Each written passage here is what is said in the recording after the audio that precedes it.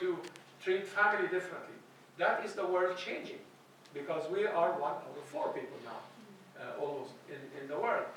And therefore, this idea of renewing the methodology so that we have an approach to Islam that is relevant to today. And that is why you are here, a mixture of professions, legal, educational, medical, engineering, and so forth, because we want Islam to tackle these things. The genetic engineering, for example, it's a whole revolution. Genetic engineering is not just a medical question about lineage and so forth, and as long as you don't put pork in the genes, you can do anything with the genes. What you hear now from the current thinkers of Islam, when they tell you that, well, as long as there is no pork, then you can do anything with the genes, that's halal. Because countries spy on each other now in terms of genetic information. They captured the Russian spy in America recently, who was trying to gather as many genetic information of the Americans as possible, and the same thing in Russia.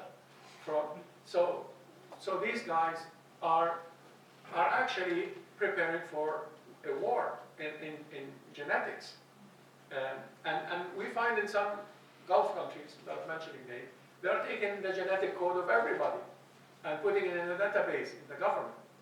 And to me, this is suicide. When I was back in the Arabic Gulf, I said that this is suicide, that everybody is giving their genetic codes, and this is information that's put in a database somewhere where those companies have access to. So my point is, I'm just opening questions here, that simple questions that we have. The question of fishery, since you are concerned with this in South Africa, how we fish in the ocean is becoming a very big question, because what we do now with the deep ocean fishing is basically destroying everything on the way. You have the Europeans now have legislation to legalize electric fishing, or electric, electric rod fishing, where you put 2 electric rods and you basically electrify a couple kilometers of the sea bed, and everybody dies. And then they go up.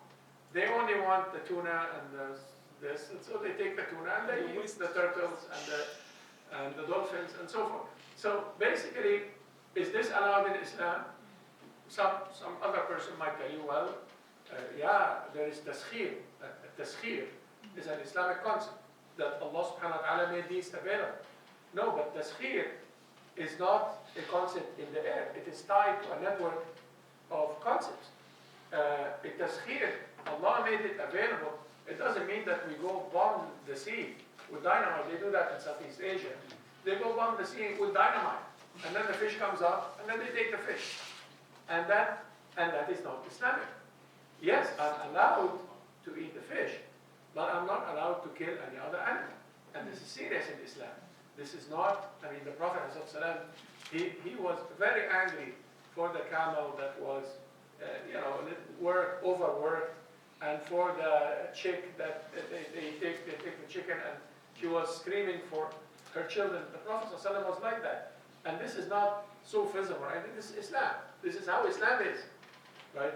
So when we have policies, and when we have machines and practices that deal with earth, for example, in a way that we call in the Quran, or that we call, according to our understanding of the Quran, الإفساد في الأرض وإذا تولى سعى في الأرض ليفسد فيها ويهلك الحرث والنسل.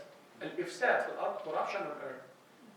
Allah is saying that He goes out and He destroys plant and living beings. Al-harth wal-nasl. And nasl is not just human beings, and nasl is everything. So when you destroy the living beings, when you throw a dynamite in the ocean and destroy the dolphins and the whales and whatever, then this is not fishing anymore. And this is not policy. when you enforce intellectual property and people die in many parts of the world, especially in Africa, because they can't really afford a $1 pill that you can give, and the company already made billions of dollars for their effort that they put in making the pill.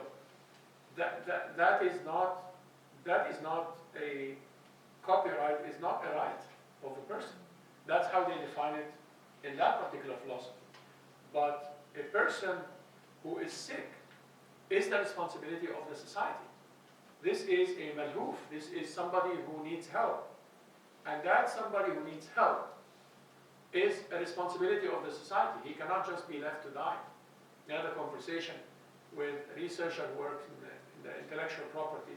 I said, well, you guys are maqasid guys, you believe in the, hifz al-mal, the protection of the property. So this is intellectual property, this is man. And that is actually also a thought that's given by some scholars. But that is a very simple way of understanding the intellectual property, because we need a composite framework like that. What are the objectives, the concepts, the groups, the commands? What applies to intellectual property in a way that is composite to the extent of understanding it, so that we can judge that properly, so that intellectual property is not a killing machine that is killing so many millions in the world because of a need of a medicine for $1 or a machine. And why did they get sick from the beginnings? Because of the technology and the food and so forth. That's what makes people sick these days. Yes, please. Isn't intellectual property, isn't that the same thing as knowledge? I mean, as in knowledge. a sense, yeah. I mean, intellectual property is you actually protecting that person's right to not share the knowledge. Yeah. So, I mean, in that sense, to me, it sounds like intellectual property is, in a way, not allowed in Islam. Yeah. It's un-Islamic. Yeah, that is why we require multidisciplinarity in this course. So if you are not somebody who studied intellectual property formally, you are not allowed to write a thesis on it, because you really don't understand. Your understanding is like my understanding, a layperson understanding. I understand intellectual property, or I used to anyway, before I supervised some research that has to do with it. Okay, it's a right, I have a right, I write a book. Nobody should copy my book without my permission, this kind of thing. Yeah. But intellectual property is a killing machine, and is part of the depopulation policy of the Americans. And it is a way where pharmaceutical companies, and we have a physician here who can tell you more about it, that's how they survive. Because they put a price on medicine in the name of intellectual property. And then in the Knowledge Economy Index of the World Bank, they enforce that on developing nations like South Africa. So how much legislation they have to protect the intellectual property. You're going to get points on that, brownie points. So the politicians want to get brownie points. They want to make sure that intellectual property is protected, and that anybody who breaks anything for software or for medicine or this is going to be punished internationally. But you see, it's more complex than that, because somebody who dies because of a lack of a medicine, that is not just qadar, destiny. I talked about the Umayyads and how they started what's called the Jabriya.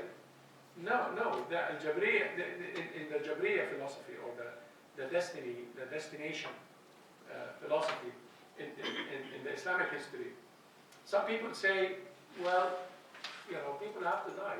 I was talking to a relative the other day out in Egypt, and then and she was saying, I said, how come every time I call, somebody has a cancer in the family, and somebody has, everybody in our extended family back in Egypt, on my mother's side at least, has now diabetes and cancer. And I said, what is going on in your country? She said, that's from Allah. Allah, we cannot do anything about sickness. I said, subhanAllah, why isn't Allah doing the same thing in Canada? Or I'm here in South Africa, and people, I guess, are fine. They're not fine in many ways, but you don't find, 50% of the people diabetic or whatever. Like, what is going on here? Now, part of it is a bigger question. And when people get sick and they don't find medicine, and because of the World Bank, the intellectual property is enforced, and therefore no local company could just make a medicine, or when they make it really bad, and this kind of thing. So it's not my area, so I'm talking a very amateurish way. But what we need to do is to study that in a professional way and in a complex way, so we can see how we can, as Muslims, approach it. Because if you approach it from a policy perspective, which is how it is studied in the West, in policy sciences, the policy sciences are economics. So if you approach it through the Chicago school kind of approach, you're going to say, well, let people die. They can't afford it, they can die.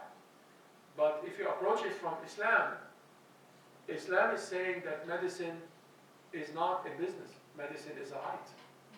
And in our Islamic civilization, medicine was not a trade. Well, yes, the doctor got salaries and so forth, but the doctor worked in al-awqaf. And awqaf at that time, in that economy that we're talking about an economy where health is provided by charity organizations. Health is not a business. And can we recreate this economy? I